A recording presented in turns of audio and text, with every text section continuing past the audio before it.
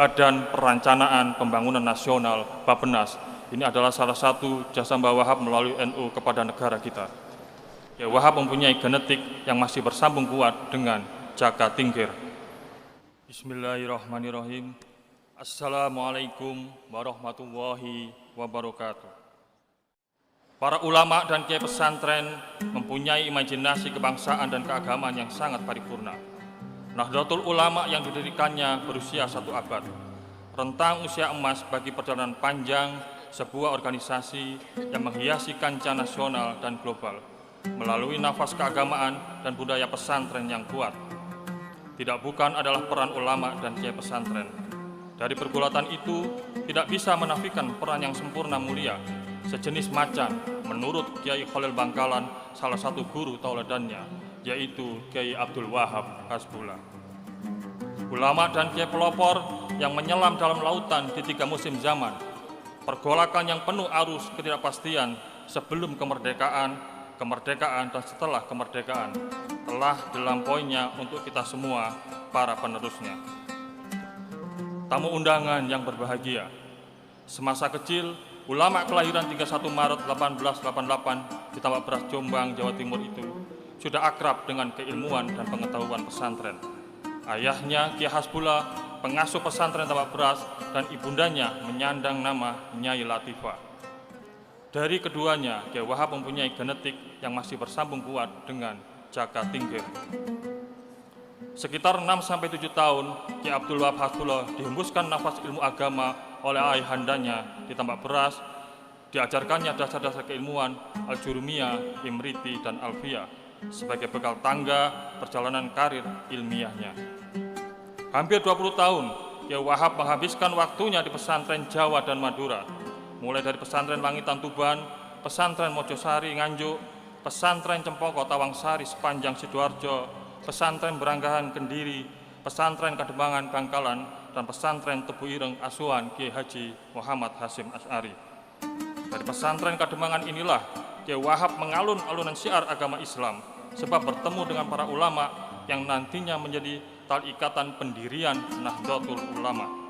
Adalah bersama Kiai Bisri, Kiai Wahab menjalankan tintah karir pendidikannya menuju Haromain atas tuntunan sang guru Kiai Hasyim Asy'ari.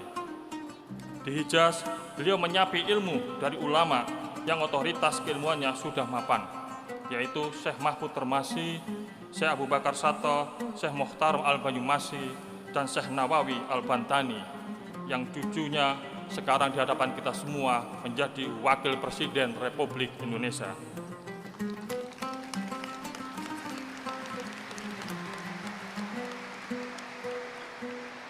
Dari perjalanan karir keilmuan yang dijalaninya, mulai menguasai cabang keilmuan seperti gramatika Arab, tafsir, ulumut tafsir, hadis, dan lain-lain, yang kemudian menjadi bekal pengalaman yang bermanfaat bagi para ribuan santri yang diasuhnya kelak, termasuk dalam pembaruan metode pembelajaran yang mulanya berlangsung dengan metode halaqah, di tangannya menjadi klasikal yang lebih terorganisir. Proses pembelajaran keagamaan ini terkonstruksi dalam dirinya, menyemat dalam sikap keislamannya yang moderat, ekspresi penghormatan terhadap perbedaan yang tinggi, serta luasnya berpikir dan melihat sebuah peristiwa dari perspektif Islam. Para hadirin yang kami hormati, konstruksi pesantren tradisional yang menjadi latar belakang tumbuh dan ilmu pengetahuannya tak membuatnya kalah bertukar ide dengan tokoh yang mengenyam pendidikan modern. Justru bagi Kiai Wahab, keilmuan yang diserap dari pesantren mengokohkannya pada prinsip-prinsip keislaman yang berkelindan dengan tujuan kemanusiaan yang universal. Bertempat di daerah kosmopolit Surabaya kala itu, beliau tak undur untuk terlibat dalam diskusi dan perdebatan mengenai isu sosial, perekonomian, dan pengetahuan umum lainnya.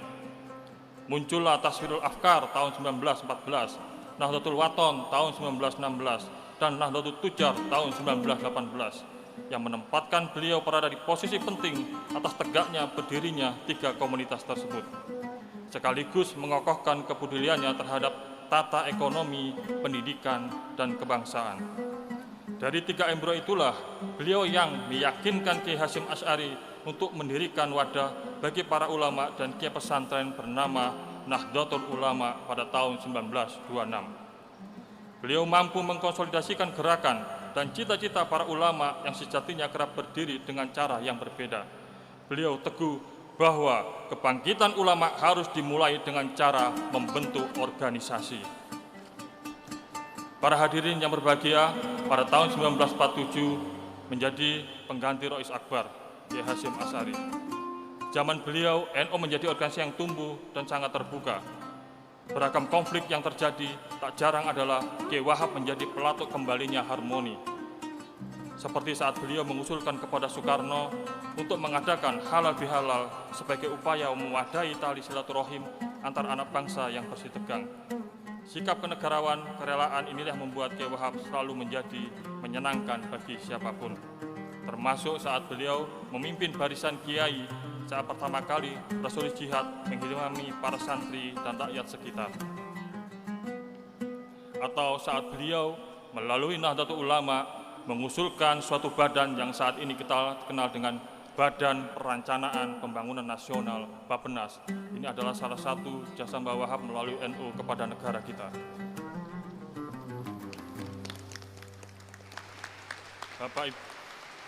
Bapak Ibu sekalian, riwayat sejarah Kiai Wahab Hasbullah tentu sudah banyak dipahami dan tertuang dalam literasi. Suatu peristiwa yang hemat saya tak kalah pentingnya adalah saat beliau menjadi motor lahirnya media NU untuk pertama kali dan menjadikan kediamannya sebagai ruang percetakan. Suara Nahdlatul Ulama, berita Nahdlatul Ulama menjadi catatan penting yang kemudian mendudukkan NU adaptif dalam penyebaran Islam Aswaja An-Nahdliyah. Pun pemikiran para kiai dan ulama yang berlatar belakang pesantren menjadi dikenal banyak khalayak. Hal ini tentu saja tidak lepas dari prakarsa Kiai Wahab yang menghadirkan media NU untuk mentransformasikan pemikiran kiai dan ulama, termasuk NU secara organisasi itu sendiri. Bapak Ibu yang kami banggakan, manaqib singkat ini saya rasa dan meyakini banyak sekali kekurangan untuk menggambarkan ulama tiga babak zaman tersebut. Tidak lebih adalah kekurangan saya sendiri untuk menjelaskan perannya begitu besar untuk bangsa dan Nahdlatul Ulama, untuk Indonesia dan semua warganya, termasuk kita semua yang ada di sini. Beliaulah siluet termegah yang memancarkan keindahan bagi kami yang masih awam, dan harapannya teladan dan nilai Kiai Abdul Wahab Hasbullah terus tersemat dan menyala dalam tiap diri penerusnya untuk masa depan yang lebih bermartabat. Untuk itu, mari kita selami secara mendalam kredo atau jargon yang selalu disematkan kepada Kiai Wahab. Tiada waktu uzur dalam berjuang dan tak pernah lelah mengawal NKRI. Mungkin itu yang bisa kami sampaikan. Kurang lebihnya mohon maaf. Wal afu minkum wallahul muwaffiq ila aqwamit thoriq. Wassalamualaikum warahmatullahi wabarakatuh.